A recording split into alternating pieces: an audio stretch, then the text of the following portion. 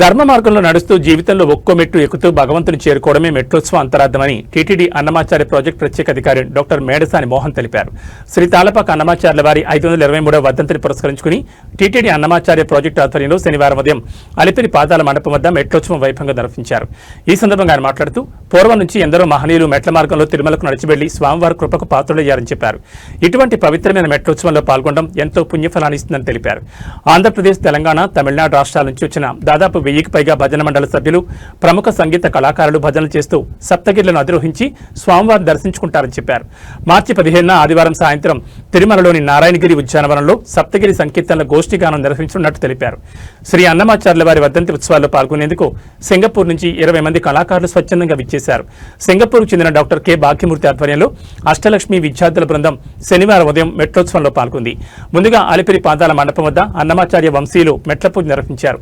అనంతరం అన్నమాచార్య ప్రాజెక్టు కళాకారులు సప్తగిరి సంకీర్తనల గోష్ఠిగానం చేశారు. ఇందులో బ్రహ్మ కడిగిన పాదం భావనములోన బాహ్యమునందున ఎంత మాత్రమున ఎవరు దలిచినా అంత మాత్రమే నీవు, పొడగంటిమయ్యా నిన్ను పురుషోత్తమ, కొండలలో నెలకొన్న కోనేటి రాయుడు వాడు వంటి కీర్తనలు ఆలపించారు. భక్తులు పరవశించి గోష్ఠిగానంలో పాల్గొన్నారు. ఈ కార్యక్రమంలో అన్నమాచార్య ప్రాజెక్టు సంచాలకులు లత, అన్నమాచార్య వంశీయులు తాళపాక హరినారాయణాచార్యులు, ఇతర అన్నమాచార్య ప్రాజెక్టు కళాకారులు పాల్గొన్నారు. ఈ రోజు నుంచి శ్రీమాన్ తాళ్లపాక అన్నమాచార్యుల వారి యొక్క 523వ వర్ధంతి మహోత్సవాలు జరుపుకుంటున్నాము. ఈ సందర్భంగా విచ్చేసినటువంటి అసంఖ్యాక భజన మండలి సభ్యులందరికీ, భాగవతోత్తములందరికీ నా స్వాగతాంజలి సమర్పిస్తూ ఉన్నాను. కలియుగ ప్రత్యక్ష దైవమైనటువంటి శ్రీ వెంకటేశ్వర స్వామి వారి యొక్క తత్వాన్ని, మహత్వాన్ని 32,000 సంకీర్తనలో వర్ణించినటువంటి అన్నమాచార్యుల వారు, ఇంకా అనేక వేల కీర్తనలతో కీర్తించినటువంటి వారి కుమారులు, మనుమలు పెద్ద తిరుమలాచార్యుల వారు, చిన్న తిరుమలాచార్యుల వారు, తాళ్లపాక కవులు, వారి పరంపరలో నేటికి కొనసాగుతున్నటువంటి తాళ్లపాక హరినారాయణాచార్యుల వారు, రాఘవ స్వామి వారు, భక్తులందరికీ కూడా నా యొక్క నమస్సుమాంజలు అర్పిస్తూ ఉన్నాను. అన్నమాచార్యుల వారు దేవదేవుడైనటువంటి శ్రీనివాసుని యొక్క పాదార విందాలను ఎలా ఆశ్రయించాలో, మానవ జన్మ సార్థకం చేసుకోవాలో, మన అజ్ఞానంధకారంలో నుంచి బయటపడి సుజ్ఞానంతో భగవంతుని ఎలా ఆశ్రయించాలో, సమాజాన్ని ఎలా ఉత్తేజపరచాలో తన కీర్తనలో చెప్పారు.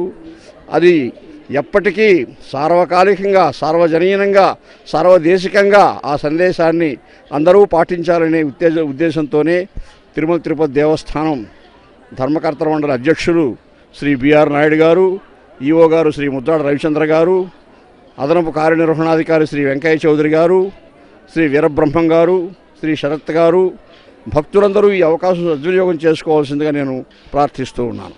సద్గురు అన్నమాచార్య పరంపరాయ నమః. శ్రీమాన్ శ్రీ శ్రీ శ్రీ తాళ్లపాక అన్నమాచార్య 523వ వర్ధంతి శుభ సందర్భంలో రేపు ద్వాదశి, అన్నమాచార్య నక్షత్రము ద్వాదశి, రేపటి నుంచి అన్నమయ్య ఉత్సవాలు ప్రారంభమగును.